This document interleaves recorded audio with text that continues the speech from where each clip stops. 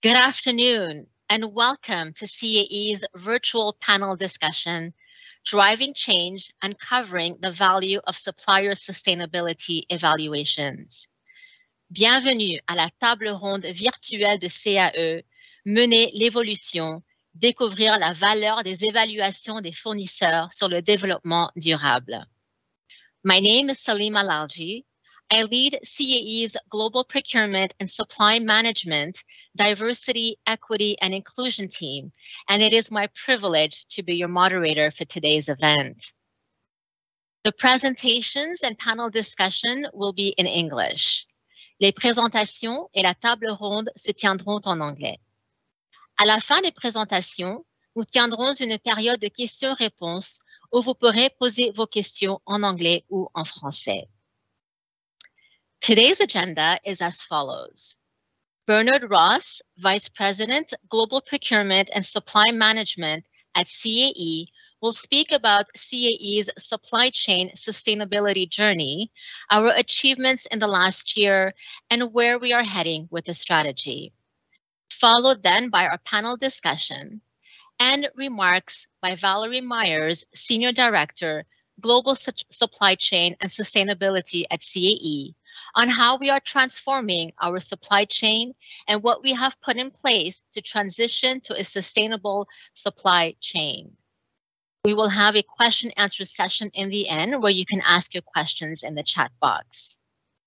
It is now my pleasure to invite Bernard Ross to make his address. Bernard? Thank you, Salima, and good afternoon, everyone. I'm very happy to be here for our third annual Virtual Supplier Forum. And I really wanted to start with talking about the new name of our organization. So the new name of our organization is Global Procurement and Supply Management. And I'm very excited and proud of this moment because it really implies a shift from the tactical and reactive procurement, which we were doing just 4 years ago, to a strategic and proactive procurement and supply management organization. And it's a real huge thank you of this transformation to my team within the organization, but also a shift in the CAE leadership mindset of the value that our organization could bring to the company as a whole. So I'm not going to go into excruciating detail, but you'll see there's 5 key pillars that drive the strategic shift at CAE. And one of those key pillars is sustainability. So it is embedded in our key strategic pillars, and it signifies the importance of sustainability in the supply chain as we move forward at CAE. So where did we start this sustainability journey, you may ask? And I'd like to share with you a little bit of the journey we took over the past few years at CAE. And it was really only 3 years ago, we held our first virtual supplier forum. That was in 2021, and our real focus was on supplier diversity as a competitive advantage to CAE. And we also shared at that time that we really needed to embed sustainability in our processes and our governance, but they were real high-level concepts back in 2021. And I remember very well Hélène Gagnon asking me, what are we going to do in procurement and supply chain? You're our worst scorer in our evaluations every year. So we said, well, we have to start somewhere. So let's start talking about it. So in 2021, we really just had a conversation with our suppliers through this format on sustainability.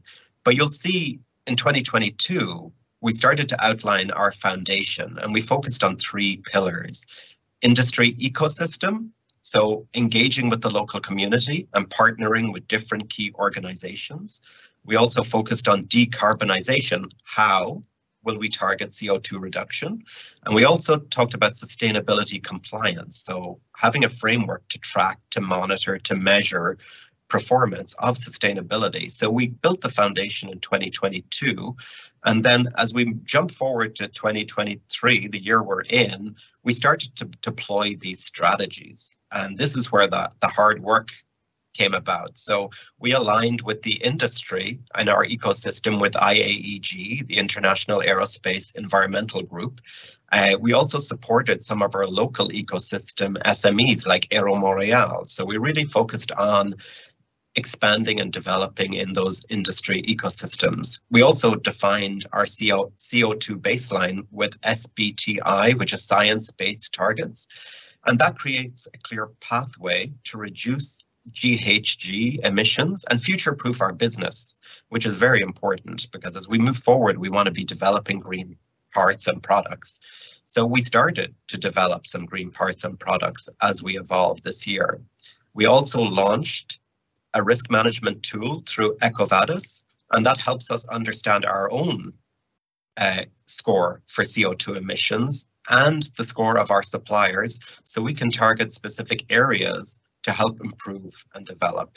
And finally, we engage with our suppliers, whether it be in-person supplier forums, virtual forums like the one today, or we also launched our supplier recognition program that really had an emphasis on sustainability. So we continue to work with our suppliers, engage with our suppliers to bring you on this journey with us. So, you know, a lot has been done this past year. So you'll probably see that sustainability is no longer a buzzword or a fad.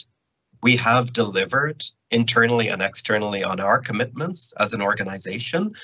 And we started with very baby steps. So you look back at 2021, it was very baby steps, it was concepts.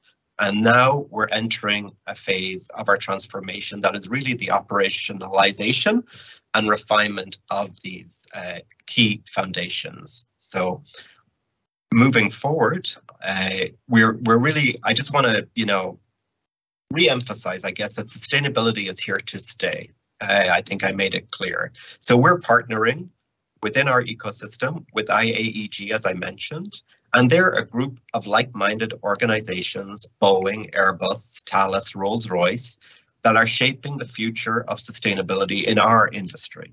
So we want to be part of solutioning for the future. We do not want to be reactive to what the industry flows down to us. So very key that we partner and be part of the solutioning. And let's not forget that sustainability in our supply chain is a significant competitive advantage for aerospace companies. So it is very important that we do this partnering. We also want to manage and improve sustainability. So after detailed analysis by the team, we selected EcoVadis, which we believe is the gold standard in the framework and tool that we need to use to measure sustainable performances. For us, we want to assess ourselves, but we want to also assess our suppliers. So from there, we can establish a clear pathway to decarbonizing our supply chain. So we encourage you, our suppliers, to join us on this journey. You know, and my final, I guess, message really would be that I want to thank you for attending and listening to our key messages, and I hope this inspires you on your journey to sustainability in the supply chain and in your supply chains, because together we will be successful in this mission. So thank you, everyone, and back to you, Salima. Thank you, Bernard, for sharing with us CAE's supply chain sustainability journey and achievements to date. It really is exciting to hear what we have accomplished and where we are heading. Now, I am thrilled to have with us 3 panelists who will share their insights on this most important topic. First, we have Mr. Bruno Coste. Bruno holds a PhD in physical chemistry and is an engineer. He spent more than 15 years in aerospace R&D, design office, and environment-related senior positions, during which he initiated key projects related to ESG and mobility. He is currently Director of Institutional Relations and Standardization at Airbus and is the Chairman of the Board of the International Aerospace Environmental Group, which is, as Bernard mentioned, a major sectoral forum for environmental and social responsibility issues. He chairs the steering committee in charge of defining the French standardization strategy and actively participates in numerous think tanks and trade associations dealing with ESG-related topics. Next, we have Mr. Ryan Kilburn.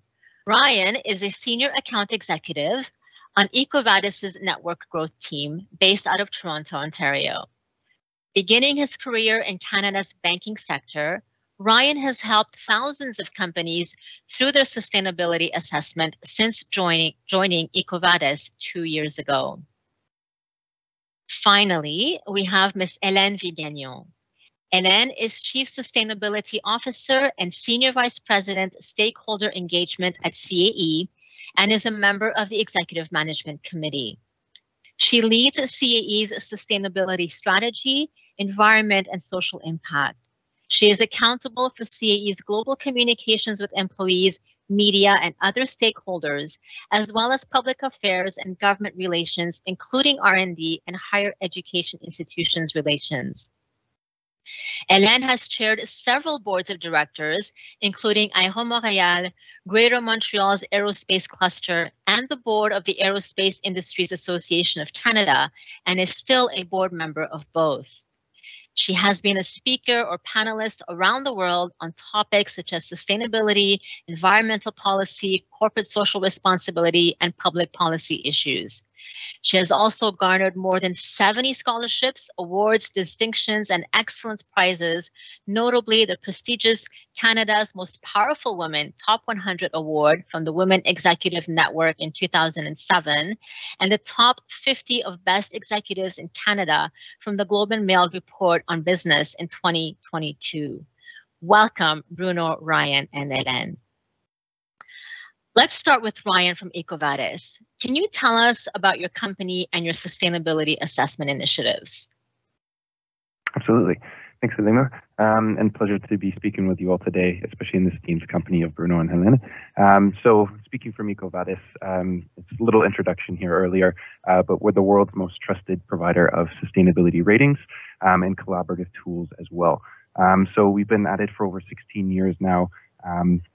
Started off in Paris, France, and we work with companies to go through the assessment and also assess their supply chain. We work with over 125,000 rated companies at this point, likely to be higher as the days continue. And yes, so certainly a pleasure to be here, and we'll get into a bit more detail about what EcoVadis does and how it can help your company as well. So thanks for being here. Thank you, Ryan. Bruno, you serve as the chairman of the board of the International Aerospace Environmental Group, also known as the IAEG. Can you tell us a little bit about the IAEG and its role? So many thanks, Salima, and I'm very happy to be here today with you, and thanks very much for the invitation. It has been mentioned several times, IAEG, which stands for International Aerospace Environmental Group. This is a group which has been created in 2011 from a joint and strong willingness of 11 founding members, which has been evolved since that time, amongst which were, of course, Boeing and Airbus. The idea at the time was really to join forces to tackle more environmental, more efficiently and more effectively together the environmental challenges, to share best practices, to standardize the approach for the entire aerospace and defense sector, and of course to reduce the compliance burden and the cost we were all facing and we continue to face. So at that time, when we first started the IAEG, the focus was given on the chemical stewardship, how to best manage the REACH regulations we were facing at the moment at the EU, how to track hazardous substances, the replacements of some of these targeted substances for the various aerospace and defense applications, such as chromate, cadmium, and all the others. But rapidly, we expanded the group to tackle the additional topics to the entire ESG-related topics. So what is IAEG today? IAEG groups more than 60 different corporations and global organizations from quasi all locations of the world, some from USA, of course, Northern and Southern Americas, from Europe, Middle East, Asia. That represents more or less nearly 70% of the total turnover of the sector. So IAEG is now managing more than 10 working groups, of course, on chemicals, with new focus on new emerging chemicals such as PFAS or bisphenol A, but also related to environmental management, climate change, particularly in greenhouse gas accounting, how to calculate in the most consistent possible way the famous scopes, which were related to the, for instance, SBTi target, which has been, I will say, discussed a few minutes before. The scope 3 in particular, how to survey the emerging regulation worldwide, also to cope with new working topics on emerging issues such as the SAF, Sustainable Aviation Fuel, with 100% paraffinics, circularity, and of course some emerging issues which are linked to life cycle assessment and product environmental footprint. As my colleague from EcoVadis has just highlighted, I would like to add a special mention on the environmental and ESG related assessment for the supply chain, in particular on the working group 11 of IG, to which we established, and thanks to the support of EcoVadis, a dedicated scheme we are at the moment trying to disseminate. The idea of that scheme was really to develop a consistent and standardized approach to streamline, minimize the burden for the supply chain, and doing, in fact, in one time, what would have been done in some multiple time if we have done that individually. Thank you. Thank you for the comments, Bruno. Hélène, I want to get into a little bit about diversity, equity, and inclusion. What is the importance for OEMs such as CAE to have an integrated DE&I strategy? Well, thank you, Salima, and good day, everyone, and thanks for joining. I'm very, very excited to have Bruno from IAG and Ryan from EcoVadis with us today. And before I answer your question, Salima, let me thank Bernard. You just heard Bernard just a few minutes ago, and I can tell you that our organization on the value chain side has completely stepped up over the last few years.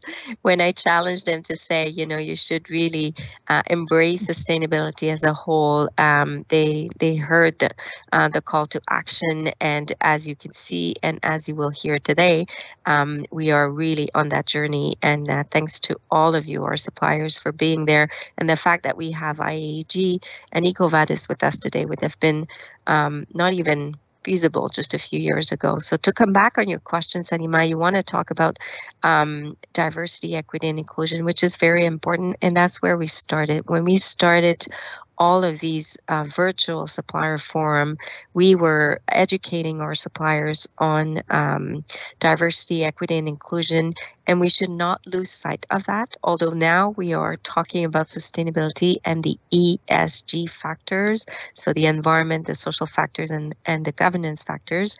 DE&I, diversity, equity, and inclusion, is part of the S, so it's one of many of these social factors. It's important for us, it's important for the supply chain because it delivers business value. So a lot of studies demonstrate that when you have a diverse team, you can actually get better business results. So that's one of the reasons, and because we're all in business, we should never lose sight of that. But also when you promote diversity, equity, and inclusion, you're able to attract more talent, especially from underrepresented group, when then you work for making sure you have an inclusive culture. And in the war of talent that we're all facing, I think that incorporating diversity and having a strategy in that regard is very important to attract the right talent to face all the challenges that we have to face. On the supply chain side, I think that it helps to actually broaden the diversification of our suppliers from a geography standpoint, making sure that we reduce the supply chain disruption risk, and that together, because we are more diverse, we are together more resilient. I think that's the important thing. So now we do embed diversity criteria into our procurement processes. We actually embed a lot of other sustainability criteria in our procurement decisions. But the idea is that CAE really wants to do business with suppliers that are like-minded, so make sure that we align with the suppliers that share our values. And so we are very much committed on diversity, equity, and inclusion, not just gender, but various underrepresented group. And we want to support our supply chain in that regard. Thank you, Hélène. And as we are embedding all of these criteria on this important topic, I want to get back to Ryan, and maybe you can explain to us what suppliers can expect when they're asked to complete a sustainability assessment. Yeah, it's a good question. And I think Alain's answer really sort of helps convey that when people think about sustainability, or they think about, maybe just the environmental side of it, where it really is more inclusive of ESG and those other two categories. With EcoVadis, we even go a step further and include procurement as one of those sort of with ESG and procurement to help, again, on the sort of working with your suppliers and your supply chain as well. But just to sort of segue back into what to expect when going through the assessment for the first time. So we covered those 4 areas of the assessment. So the environment, the labor, human rights, ethics, and then procurement as well. And we have an evidence-based approach. So you'll be expected to provide documents as part of your responses. This goes a way to validate your responses and also the actions that your company is taking. It's part of why our ratings are so renowned, because it's a robust methodology and it's backed up by evidence. And in terms of what else suppliers or rated companies can expect, is really a collaborative effort. I think you might be able to get that feeling already from this discussion, is that it involves many different people and it can't just fall on one person's desk. So having these conversations early and engaging the right stakeholders internally, as well as and sort of local stakeholders as well that would be relevant, it really goes a long way. So bringing sort of a lot of people on board with access to the sort of the right documents, the right answers, would be something to expect, as well as this sort of, more maybe objective response of, this is what the assessment is, this is what you do. And then maybe just to finish up on that is at the end of the assessment, when you complete the questionnaire, your responses are validated by our analyst, and the scorecard, which is sort of the deliverable of that assessment, not only can be provided to your customers for their procurement decision-making process, but it also includes a guide to improvement. So that's part of what makes EcoVadis a world leader here as well, is we're not just giving you a rating, but actually a path to improvement that's based off of things like industry best practices, guidance from leading standards on sustainability, and we cite our work as we go so that you can take those suggestions and make those improvements for your own company's sort of well-being to attract new customers and colleagues as well. So I'd say that's sort of what to expect. And if you're nervous at all about sort of my response and it seems very, robust and too big, you will have an engagement representative from EcoVadis to help you out as well. So you'll have a person to speak with and would be able to, give you more information about your specific questions as well. Thank you, Ryan. That's reassuring. What are the different criteria that are used for evaluation at EcoVadis? Yeah, so our methodology, like I said, is robust. So we have 21 sustainability criteria that fall across all ESG topics. And not all 21 criteria will be activated for your assessment. This is what makes the assessment tailored and material, which is a word you will hear in ESG spaces, to your company. So not all 21 criteria will apply to your business operations, but rather they will be categorized based off of the relevancy to your company. And sort of just to give you some insight into where that methodology comes from, we look at standards and guidance from United Nations Global Compact, the International Labour Organization, the GRI, which is Global Reporting Initiative, as well as inputs from ISO 26000 standards, and many more as well. If you're interested to figure out more about our methodology, there is a link on our website, and we're very transparent about what you're being rated against, where we're citing our information from, to really make this transparent, which is another part of ESG reporting and sustainability, and also to ensure that you have all the information to really put in place those impactful improvements. Great, thank you. I'm going to go back to Bruno. Bruno, what is the IAEG and EcoVadis sector initiative, and what is its value? So thanks first for the explanation from EcoVadis. I think a lot of things have been said. I think there is a tremendous change that have occurred in the current in those last few years. I think really that the supply chain, we are discussing with the supply chain, and beyond the supply chain, all the corporations, they need to have in mind that the upstream ESG related performance of the supply chain, of their supply chain, is now considered as part of their individual performance. The individual performance is not limited only to the scope of the direct emission. It's also being expanded to upstream and downstream. And this is exactly the meaning of the scope 3 for instance, greenhouse gas accounting. but this should be rapidly extended to tackle all what we are calling externalities. So back to ESG, we have also a duty of care in some countries that will oblige those corporations to elaborate some vigilance plan. And in doing that, I think we could not do that perform these evaluations separately. And this is really the point. The idea is really to make the things together.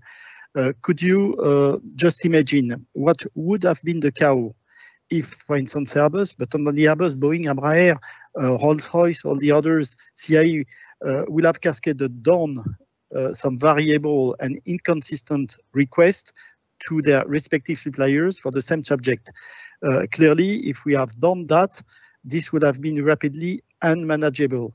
This is why, for such a situation, for gathering the information in a consistent way throughout the supply chain, joining forces, and as it has been outlined, standardization is key. And this is really important to remind that. Beyond that, it has been already said, because all this evaluation which is being done to EcoVadis is based on international standards and also on regulations. And it will also worth to notice that joining such a scheme will allow to ease the reporting that will be mandatory and compulsory to be performed according to a new emerging regulation, which is called CSRD in Europe and beyond in different countries, standing for Corporate Sustainability Reporting Directive, that will oblige practically all the supply chain to report on ESG-related performance. Okay, thank you, Bruno. That's very well explained. I'm going to move back to go back to Hélène. Hélène, considering CAE's experience, can you share some strategies and best practices on integrating sustainability in global aerospace value chains? Well, I think, the key word to start is collaboration. And you heard it, from Bruno and from Ryan. I think in sustainable development, we are all intertwined, whether for climate change, biodiversity, social factors. We cannot work in isolation, and so collaboration is key. So that's the first tip and best practice. Don't try to do these things alone. When you start on your sustainability journey, the way to start is actually to do a materiality matrix so that you don't try to boil the ocean, but that you focus on the things that really matter for you as a company, but also for your stakeholders. So your stakeholders mean a lot of things, but it also includes your customers and your suppliers. So to really be able to focus on those aspects that are material, that's one of the best practice to really understand what your customers especially care about. So when you're listening to us today as our suppliers, you know that we care about diversity, we care about climate change, so and we've actually explained, the areas that are very important to us. And we think that as OEM, we actually have a duty and a stewardship role to actually bring our suppliers under our wings. I'll say pun intended, to actually make sure that we bring the level of maturity of our suppliers to a certain level, because not all suppliers are at the same level of maturity. But the reality is that we are as strong as our weakest link in the chain. And therefore, it is our duty to actually make sure that we educate our suppliers and bring them to a level. So that's why we're doing these virtual supplier forum. That's why over the last year, I think Bernard alluded to it, but we had a face-to-face supplier forum where we brought together the 55% or the equivalent of 55% of the spend of our suppliers on the full flight simulators. And there we trained them on climate change. We asked them to do a first self-assessment of their carbon inventory. We had some of our engineers on site to actually have a conversation with our suppliers afterwards to say, look, you had this training from an external provider. You did a self-assessment. Let's have a look at what you put in terms of your Scope 1, Scope 2 emissions. How can we refine that, and how can we work together? We also directed a lot of our suppliers to some of the industry initiatives, like in Montreal, there's the Aero Montréal Eco-Responsibility Initiative. In Ontario, there's a DARE initiative, and these initiatives are there to support our suppliers, especially the smaller ones, to actually better understand everything that they will have to face. So I think it is part of our responsibility. And so in terms of strategies and tips, you need to basically make sure that you ask for the help and support from your customers, because we're on this journey together. We need to collaborate. We're not competing when it's time to protect our planet. We know that our industry, aerospace and defense, is under attack, and we know that we are contributing to climate change. So therefore, we need to collaborate together. So that is my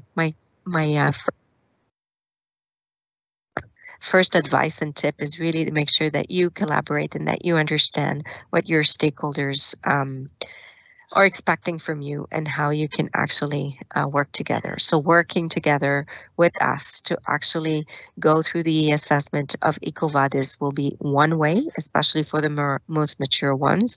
And for the others, we'll bring them to a level where they can actually consider being assessed by EcoVadis. So absolutely, Hélène, and you're right. We have to collaborate together in order to achieve all of our goals that we have set for this for sustainability. So as we look at the different criteria that the stakeholders and our suppliers have to look at, Ryan, maybe you can tell us, how do you prioritize which initiative needs the most focus?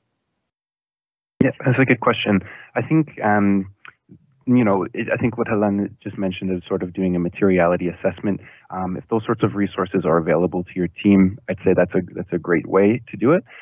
Also, just to look at it sort of from an EcoVadis side, is that we provide that sort of guidance for you as well.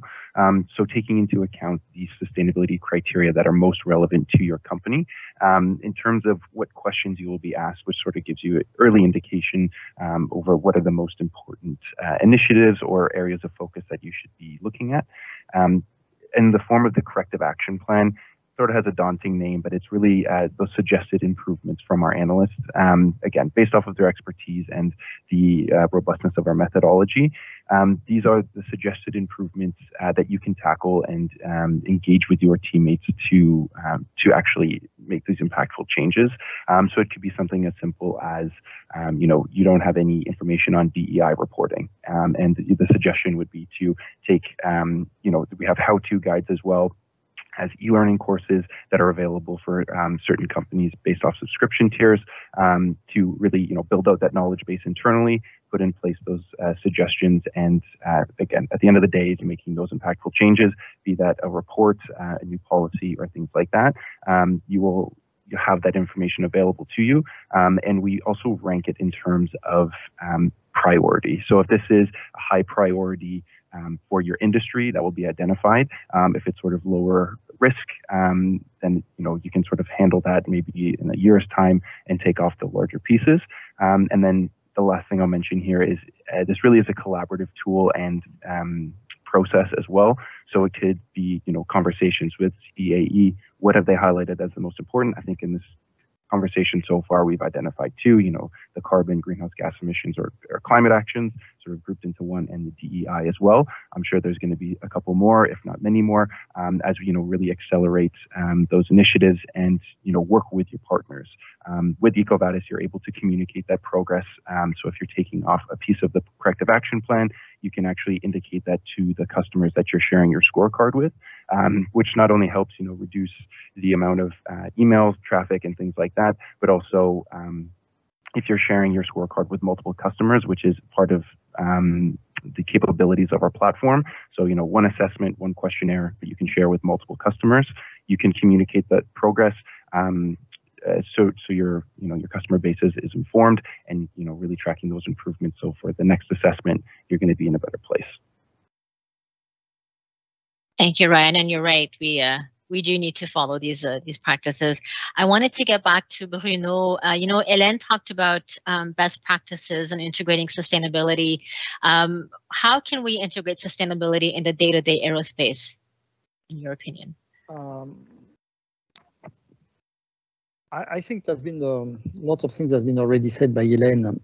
I would not say it's a simple journey, but we do need to develop what we are calling a systemic approach that will be capable of engaging, empowering employees, and beyond employees, all the legitimate stakeholders towards a clear and collective shared vision. I think this is absolutely key. The first point is of course, and this is the sense of what we are calling management, environmental management, sustainability management, is to establish a baseline. Where do we stand and where we will go on all ESG related topics. This is absolutely key. And if I may elaborate a bit more on that, elaborating or defining a baseline, not something which is always obvious. We need to have the same methodology, the same data to be sure that the things we will calculate, we will estimate, will be as robust as possible. So this is something we do have in mind, and you could relate on some environmental management systems such as ISO 1401. I know that Ryan has already mentioned the ISO 26000 for sustainability. This is something we could rely on to help guiding how to tackle and to set up this kind of system and of management. But beyond that, once we have established the baseline, there is a need to have the top executive that should be committed towards this clear vision and towards objective we could fix.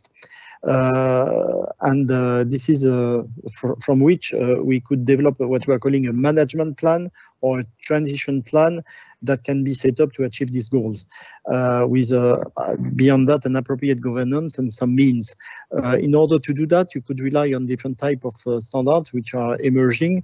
For instance, for climate change, you could rely on some ISO, for instance, ISO 14068 that define a way to move towards carbon neutrality, or the standards which could be also helpful. And beyond that, once you have established this transition plan, you have also to have a need to clearly report, the need for clear reporting, to set up some key indicators that will be capable of progressively monitoring the progress the company and your corporation will make onwards. So this is absolutely not rocket science. We are used to have some quality management, but it's absolutely compulsory. I would say you cannot measure what you are acting on. You cannot manage beyond that. So this absolutely requires a systematic approach. And beyond the systematic approach, we need also to have a bit of expertise. We often forget that the environmental topics, this is a group of science and that require competences to understand the concept. So not a rocket science, but we need to be systemic, if I could say that, and use all these kind of indicators, be transparent as much as we can, and also mobilize the employee from the top and all the legitimate stakeholders that have all a role to play in that journey. Thank you, Bruno. So systemic, transparency, transition plan, key indicators, and absolutely need the management support. Yes. Got it. I wanted to understand a little bit more on Airbus. How is Airbus approaching the sustainability challenges, and what are the upcoming trends that you see? So this is a very, very good question, because I think tackling environmental challenges or ESG-related challenges, in doing that, we have really to have in mind that the things have drastically changed, and the world has drastically changed since the earliest 2000, when we first talked about environment, and even when we set up the IG in 2011. It has been outlined by Hélène. We are all facing major world challenges, and this is some key point we have to have in mind. Of course, the climate change, the depletion of natural resources, the erosion of biodiversity. We have to have in mind that aviation and the global aerospace business, even if we represent more or less 3% of the global worldwide CO2 emission, is clearly under scrutiny. And this is something we really have in mind. Having said that, it means that our license to operate is clearly questioned. Doing business as usual is no more possible. This is something we really have to have in mind. And ESG related topics has become a business driver, and not only it's no more an option, it's a must. So this is why Airbus has recently updated its purpose. And you know what is the purpose today of Airbus, which is to pioneer a sustainable aerospace for a safe and united world. And this is really now incorporated into the Airbus DNA. So having said that, the ESG is really at the heart of the strategy of the company. And it's used to guide the executive management toward a better consideration of sustainability in all the departments throughout the life cycle of the activities and of the delivered product. This is a key point I need to have in mind. We need to tackle all the expectation of all the legitimate stakeholders throughout the life cycle. But as I said, we need also not only to tackle, we need to report to all the stakeholders in a transparent manner about the progress we regularly make. So we do not only need to be compliant and reactive to the situation we face, but beyond that, we need really to anticipate and shape our future. It is incredibly empowering to know that the future is in your hand, in his or hands, and we will have to move forward and to succeed in a collaborative way and in I would say successful manner. So how Airbus is approaching the sustainability, having said that, I think we have two challenges. The first one is of course the technological challenges, and the second one has been outlined by Hélène, the societal expectation. And I won't elaborate a bit more because I think it should be part of the next topic. Thank you, Bruno. Hélène, can you maybe share with us some of the challenges that CAE sustainability challenges that CAE has faced, and how the EcoVadis assessment has helped us in that? Well, honestly, you know, when I mentioned earlier that on the supply chain side, this was one of the weakest area of how we were working with our supply chain just a few years ago, before going through the EcoVadis process ourselves, we were assessed by various other rating agencies, I would say, and this is a bit of the nightmare of the sustainability leaders, because all of these rating agencies have a different way of approaching the ratings, and they don't assess companies in the same way. EcoVadis, now that we're coalescing around EcoVadis as an industry, that's going to be, I think, helpful for all of our suppliers. So one of the challenge that we had was, you know, to determine under which framework we would actually coalesce, and so now I think that's a good one, and I think you're hearing that from a supply chain standpoint, we definitely stepped up. For us, I think it's a little bit like everyone. There's so many issues that we need to tackle, and because we are in the business, we need to find the right balance between the short term, the midterm, and the long term. What I mean by that is that every quarter comes back very, very quickly, and we have to make decisions to make sure that we are profitable on a quarterly basis, yet that we are taking the right actions to continue on the journey for ESG in the mid to long term. So that's always the challenge that we face. But I think we have great ambitions. I think the fact that CAE became carbon neutral right in the middle of the pandemic, we started to compensate our emissions. It's a bit counterintuitive when you think about it, because a lot of companies, they will compensate their residual emissions only close to 2050 when they will have completed their reduction journey. And we decided to go the other way around and say we're going to start compensating, and that will help us create the awareness amongst our leadership team, because we need to pay for our carbon. So it's actually helping us to reduce our carbon faster. We actually reduced our scope 1, scope 2 by 14% in the last 2 years. So our strategy is working, and we wanted to inspire other companies, and we wanted to show that climate action needs to be taken now, not just in 10 years or 20 years. It needs to hurt now, because we're serious about this, and that was our way to actually demonstrate that we're serious about climate action. But you know, I've said it in many conferences. People at CAE, they hate the invoice related to the compensation. They hate it.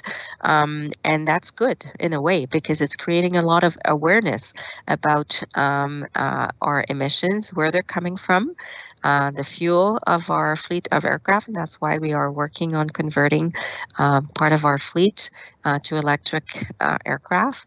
And of course, the energy of all of our buildings. We have 250 sites in 40 countries. So there's a lot of spotlight on the existing and new buildings that we will have. And now, of course, a scope 3, the 15 categories working with our supply chain. So as an international company, one of the challenges is really working with our value chain to understand everything that is in there, not only on the environment for scope 3, but also on the risk, human rights, and all the social factors, how we make sure that, again, our suppliers align with our values in everything that we do. Thank you, Hélène. We appreciate you sharing that, these challenges and what CAE is doing for this important topic, even though I know it's kind of challenging all of our suppliers listening to us today. We're getting close to time, so I wanted to give it back to Ryan, maybe for some closing remarks, and maybe you can touch a little bit on how suppliers are benefiting from the assessments done by EcoVadis. Yeah, absolutely. Thanks, Selima. So yeah, I think hopefully, you know, touched base and covered, you know, many different benefits of partnering with EcoVadis, you know, being able to reach, you know, several customers with one response, having the corrective action plan, a material assessment, all these things. And I think that's sort of all goes into saying, you know, the real benefit is that regardless of where you are in your ESG journey, is we'll meet you there, and we can either help amplify those, you know, the progress that you've already made, or we can help you and guide you to a place where you're making those impacts. You know, sustainability, as has been communicated, isn't going anywhere. ESG disclosure is very important to your customers, and it's going to, you know, grow in sort of mandates as well. So getting started early is always important. We give you that path to improvement, as well as, you know, customer-centric services as well. So having a person to speak with. And I guess maybe a point that hasn't been touched on is the carbon piece, which is obviously very important in this age of climate change, is that as well as getting your scorecard around those 4 categories, you also get a carbon scorecard, which will help you in terms of maturity of where you're at when it comes to carbon management, which is really important for your own purposes, and then also, you know, where you have to get to in order to meet customer needs and stakeholder needs on that side. So yeah, so I'll sort of just leave it there and hope that, you know, sort of the whole discussion up to this point has been laced with benefits. But of course, if you have any more questions about that sort of things, we have the Q&A, so I'm happy to answer those. And Salima, can I just piggyback maybe on what Ryan just said? So I think, you know, Ryan, you touched on a few points, but for the suppliers that listen to us today, what I really want to make sure you hear is that, yes, you might not be at the same level of maturity of a CAE or of an Airbus. You know, Bruno described, you know, the situation at Airbus, but we're there to help. we're there to support. EcoVadis is going to be a tool that's going to be there to support you as well. And sustainability is here to stay. And I'll share something, when we did our forum face-to-face over the last year, there were a few companies in the room, and some of them were more mature or more open-minded, I would say, and others were a bit closed, and they said, it's all good, but, I have no time for sustainability and ESG. Like, I have a business to run. I'm a small company, and this is not my issue, kind of thing. And they realized over the weeks and the months, and with the support that we provided them, that sustainability was not going away. And in the end, it was one of the companies that we recognized through our supplier recognition program because of the turnaround that they did, not being really open about sustainability, and in the end realizing that they can turn this into a competitive advantage. So for the people that are listening to us today, I really want you to keep an open mind, realize that you should not work in isolation. We're there to help and support, and that's why we're hosting this virtual supplier forum today, but there are other ways also where we can work together. Don't think that you're not mature enough. You'll get there. It's a journey. Not everyone is at the same stage. Don't think you need to boil the ocean. You need to start small and get the ball rolling, and we'll be resilient together, and we will collaborate together. So thanks again for being there today. Thank you, Hélène. Bruno, one last closing remark from you. And I wanted to maybe if you can just very, very quickly touch on the differences, or that there exist differences in the different regions around the world on sustainability and what you've seen very quickly. So rapidly, because this was always a question, I think the European Union at the moment, with the, the fact that we are a group of different countries, we could recognize that we are having a very quite significant pressure for the northern countries of Europe, and also from France in some ways, to move forward and quite even more rapidly that some of the other countries could expect.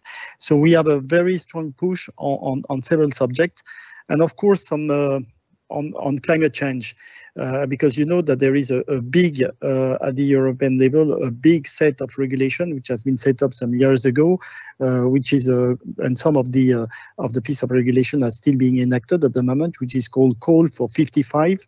And this Call for 55 is the package of an enormous set of regulations that have fixed the ambition to reduce by 55% the emission of CO2 in Europe by 2030. So it's really tomorrow. And doing that, this is one of the reasons, for instance, in Airbus, we have defined our whole SBTI, which is aiming to cope with this 55% reduction target on CO2 and climate change, aiming at Airbus to reduce by 63% Scope 1 and Scope 2 by 2030, and 46% of Scope 3 by 2035. So this is absolutely terrific. And beyond that, there is a strong push, as I mentioned, to oblige companies not only to reduce, to act on climate change, to act on biodiversity. There is a package on critical materials and on circularity that will oblige companies also to incorporate some circularity requirements in their design. So beyond that, there is also a strong push to get a clear reporting where the companies are and what they are doing in terms of transition, and to give confidence to their transition and their journey.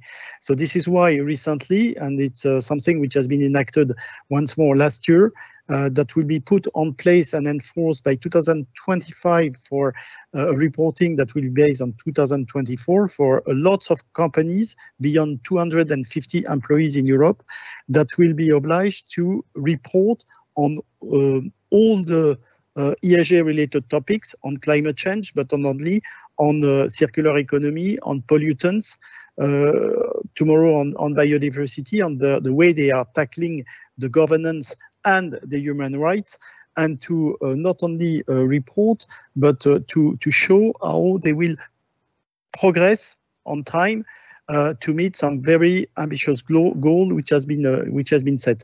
So beyond that, you have to have in mind that it's more at the European level, more than 1,200 set of requirements that against which the different company will have to report. And having said that, the spectrum and the coverage of that frame will cover the upstream and also the downstream, you could imagine that it's practically all the suppliers that will be, I would say, embedded into such a scheme. So what we could say, that there is a very strong push to increase the ESG-related management on all the related topics, to move towards a better report for company, and associated to that, to not only report, to make a reporting for companies, but to push what we are calling some environmental product declaration to an exercise which is being pushed at the moment, which is called product environmental footprint. And this is through this exercise that most of the product that will be marketed at the European level will be obliged to label their environmental footprint on their packages and somewhere on the product that will be delivered to their customers. So this is a very strong push at the European level. I know we are working to AEG with all the colleagues from the US. There are also some in the different region of the states. Some also kind of things which are a bit not comparable, but on the same trend. But really, I would like to outline that Europe could be considered as front runner on those topics, and certainly will have a tremendous impact tomorrow on the way we should design, we should manufacture, we should market the aerospace product. Thank you, Bruno, for pointing out the what's coming in Europe. I think it's very important for our suppliers to be aware of that. I want to thank all of our panelists today, Ryan, Bruno, and Hélène, for the really illuminating conversation. And I know we have a lot more to say on the topic, and maybe we can touch a bit more during the Q&A session. It is now my pleasure to invite Valerie Myers to give her address. Valerie, over to you. Thank you, Salima. Rather humbling to follow such a panel. Great discussion, and interesting that a lot of the themes that were discussed are actually in what I want to share with you guys. So what does this mean in purchasing? When you think about it, 10, 20 years ago, purchasing could be summed up to like 3 straightforward elements: price, on-time delivery, quality, maybe. Next, please. Even to present day, these elements still remain very salient. There you go, in what we do, right? That's what you think about even when you go and buy a car or a pair of shoes. Do I like the price? How quickly can I get it? Just think of our addiction to same-day delivery services from Amazon or Walmart. You don't necessarily wonder about how geopolitical tensions in one corner of the world affected prices, how many greenhouse gases were emitted in the fabrication and transportation of your purchase, and you likely don't wonder what form of modern slavery may have gone into your purchase. We do. Modern supply chains are more complex, much broader, and very extensive. In fact, despite all of the talk of reshoring, right, insourcing, bringing it back to the local fabrication area that were spurred by the woes of the pandemic, there was a recent study published by The Economist that found that supply chains actually grew. We just added intermediaries to push the risk down a little bit further. But the risk remains. It's just further down into the opaque layers of your supply chain. Like car engines, I'm into a mechanical analogy here, the higher level of complexity and sophistication of the modern supply chains bring the need for more sophisticated preventative maintenance and management practices of our supply chains. And like new car engines, their failures are much costlier than ever before. Next, please. So let's explore how this complexity shows up in our space and supply management. Consider environmental regulations. We heard a lot about it. In the past few years alone, there has been a proliferation, an increase in regulations spawned from different regions, different countries. They each are somewhat different. Some are more stringent, especially if coming in from the EU. And you've heard Bruno say it is accelerating and they are becoming much more prescriptive. And that is the trend that is clear. The expectations a number of years ago, and still to present date in some areas, is a mere voluntary disclosure. It's just recommendations, it's a reference, but it's shifting to mandatory, to compulsory. You think about CAE's landscape. We operate in 40 countries. We serve customers in 52 countries. So not only do we need to be cognizant of these requirements, but we actually need to anticipate them to avoid being on the back foot. And then it's, of course, it doesn't just stop at government-led requirements. It's customers, it's our investors, it's employees, it's a myriad of stakeholders that are seeking corporations to have more skin in the game. For many, claiming to be carbon neutral is no longer enough. Number one, there's no prescriptive requirements and firms can choose how little or how much they compensate. Number two, the trend is shifting towards science-based targets, capping emissions to cap global warming to 1.5 degrees by 2050. That is prescriptive, and Anne was talking about it earlier. 90% reduction by 2050 across all scopes, including the unwieldy scope 3 that Bruno described quite well. 90%. Imagine your budget and cut it by 90%. Business as usual will not prevail, will not be tolerated. Now, we like to look at things with the glass half full. So we see this as an opportunity to shift our own paradigms from how we design our products to how we source and manage our supply chains. But the challenge is real. Out of the small, it's still a bit small, pool of suppliers in our pool with an EcoVadis score, there's less than 8% that have an inventory and publish their greenhouse gas emissions on scope 1 and 2 only. These are much easier to identify and quantify. Scope 3 is the upstream, it's the downstream activities that feed into what firms do, and it's largely comprised of supply chains and associated activities like logistics. Figuring that out is like cleaning the attic of a 200-year-old house. You have no clue what's hiding behind that door. That's not all. Other regulations like the Dodd-Frank Act from the US require vigilance, disclosure on conflict minerals.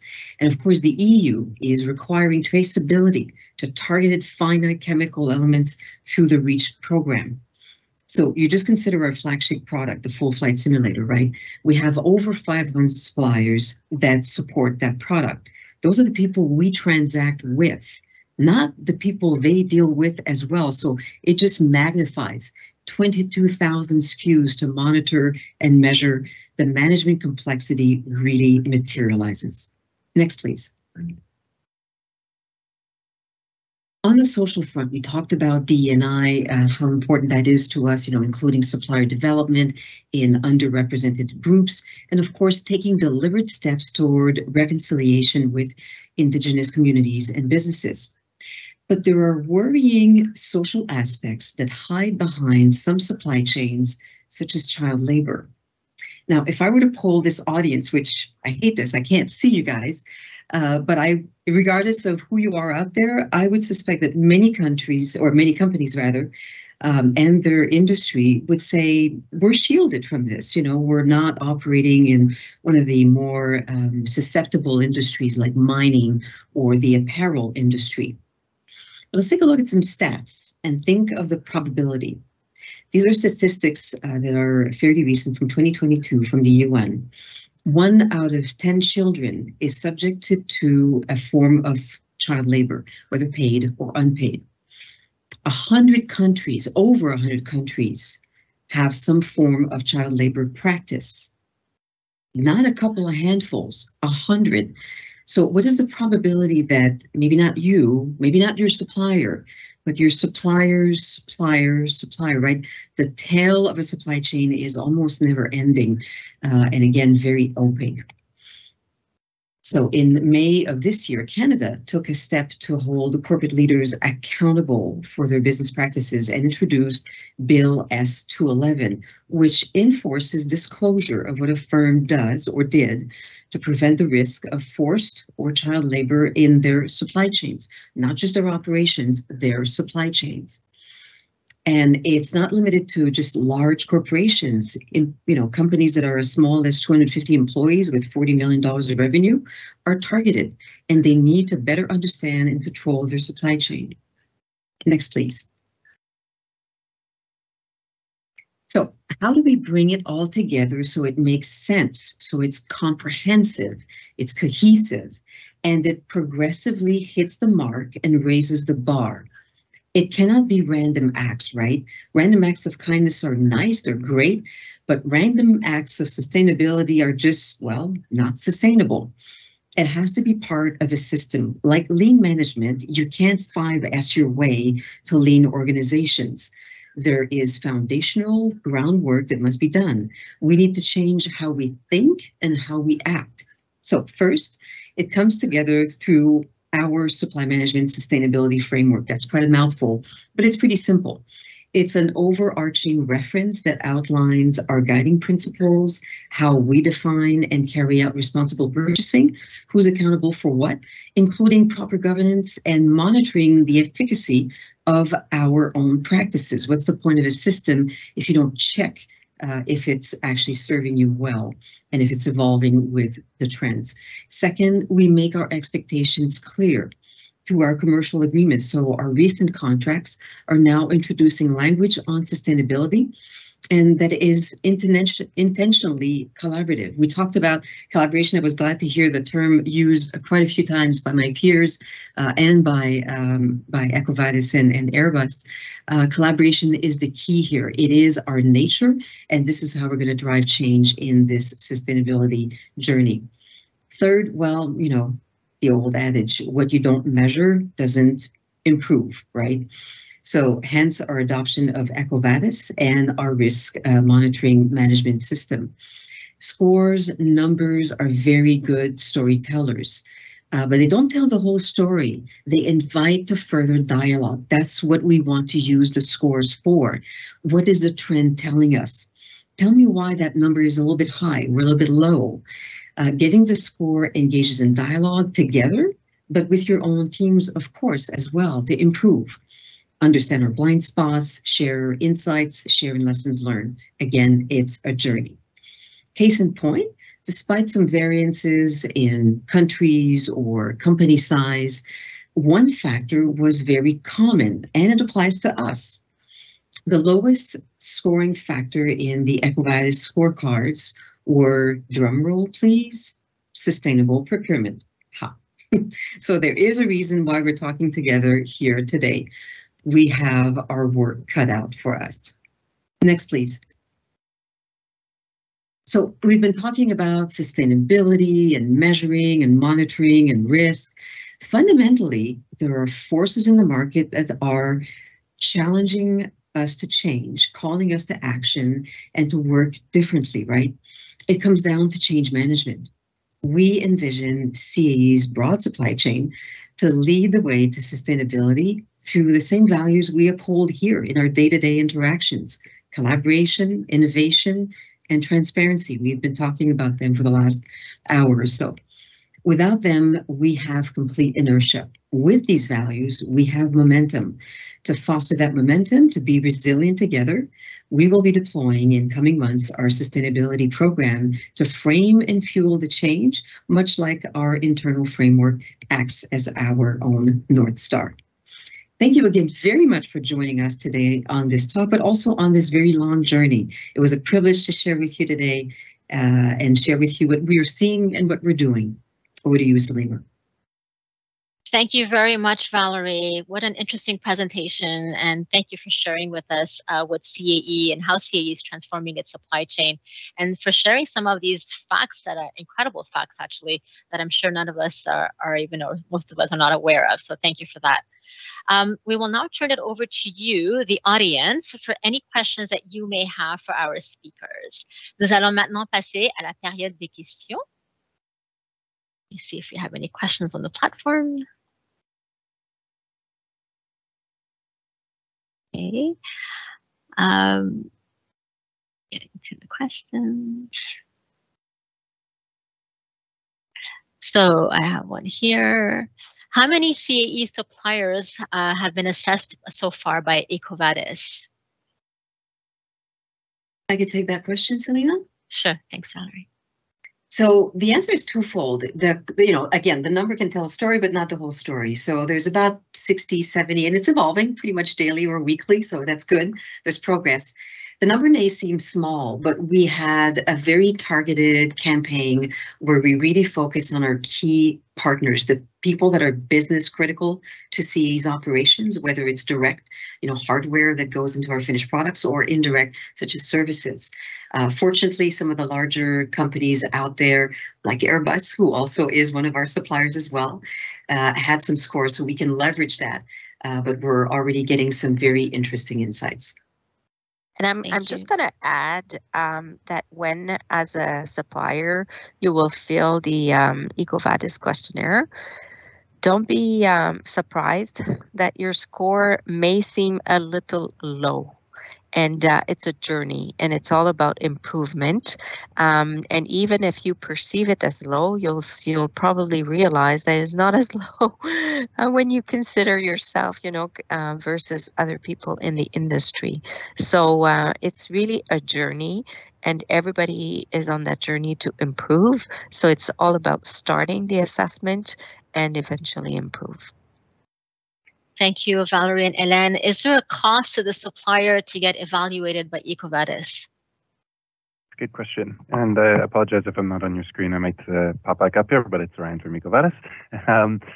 To touch on the subscription plans, there is a subscription that's required to complete the assessment, and it's going to depend on your company size, geographical location, and then subscription plan that you select, which is essentially which improvement tools and functions do you want available to your team. So everything that we've covered so far in this discussion is included. That's sort of more basic plans, but it's really, where to meet you and how to, amplify the progress that you'll be making on the assessment. And I just wanted to touch base on what Hélène had said earlier about it's a continuous improvement journey.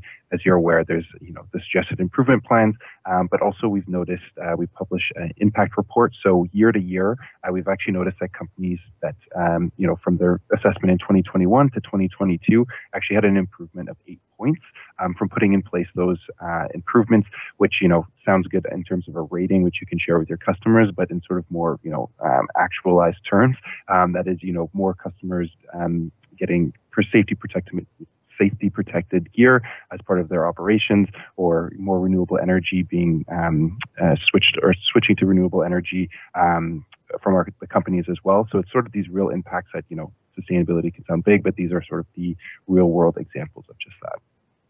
Thank you, Ryan. And you mentioned the scores. Are these scores confidential, or will other companies see these scores? Yeah, so it's kind of twofold again. If you're invited by a company, so if CAE has invited you to undergo the assessment, your score will be shared with that with CAE, but sort of additional sharing beyond that point is up to you. It is your company information. It is your scorecard. So we have, we like to encourage transparency and sharing, but understand that every company is taking this at a different level. So you do have the ability to sort of, protect your score, but it is encouraged and, it's integrated into the system as well to make sharing easy, because it is about transparency and, it's about the continuous improvement journey. So, I'll say that. Well, Ryan, Thank just you. a point to mention, maybe Salima, just a point to mention, maybe Ryan, you could also elaborate a bit more about the aerospace scheme, which has been developed with IAG, that will offer a particular, subscription consideration for those who will join the scheme. Yes, absolutely. Yeah. So IAG, as part of their liftoff initiative, has offered a really great incentive for customers to lift off and really accelerate those efforts. So first time, if your company has ever been assessed by EcoVadis, as part of that IAG initiative, you actually receive an automatic upgrade to premium, which includes many features, including the ability to access the carbon calculator for Scope 1 and Scope 2 emissions. So this not only is going to help your own company with tracking those if it's sort of more immature, sort of earlier stages of that development, and it's really, there to help bring everybody up and work together. It's really an incredible initiative, and as part of Airbus's involvement with IAG and that liftoff initiative, I think, it's great to highlight that. Thank you. Thank you both. One last question I think we can take. Other than signing up with EcoVadis, how can suppliers improve their sustainability assessment with CAE? And maybe I can give this to Hélène to respond to. Well, I think, Bernard and Valerie mentioned it already, but I think carbon footprint is important. So we need to basically start there, and we encourage all of our suppliers to start calculating their Scope 1 and Scope 2 footprint, and that's where we can then look together how we can further look at reduction initiatives. But honestly, I think what you should remember from this forum is that it might look like a big mountain, especially if you haven't started, but it's all about having the right mindset, realizing that you're not alone, that we're going to be there to help you, that this is a collaborative effort, that you just need to start somewhere. And if you're not sure exactly where to start, if you think you're not mature enough to sign up already with EcoVadis, just, let's work together and see how we can prioritize your actions, and you will get there. We're on this journey together, and we'll make it happen. Thank you, Hélène. I see one last question.